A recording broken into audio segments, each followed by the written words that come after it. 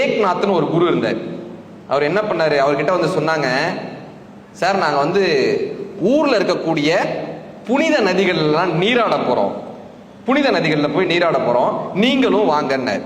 அவர் சொன்னார், என்னால வர முடியாதுப்பா, என்னுடைய ரெப்ரசன்டேட்டிவா இந்த பாவக்காயை எடுத்துட்டு போங்கப்பான்னு ஒரு பாவக்காயை கொடுத்து விட்டார்.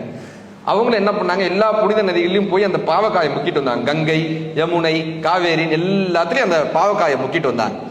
இப்ப ஏக்நாத்ல வந்து கொடுத்தாங்க, குருவே நாங்க எல்லா நதிகளுக்கும் போனோம், எல்லாத்தையும் பார்த்தோம், இந்தாங்க இந்த பாவக்காயை முக்கி எடுத்துட்டு வந்துட்டோம், இந்தாங்கன்னாரு. இப்ப அந்த ஏக்நாத் என்ன பண்ணாரு, அந்த பாவக்காயை வெட்டி பீஸ் பீஸா ஆக்கி அவங்களுக்கு கொடுத்தாரு. சாப்பிடுங்க பாண்டார்.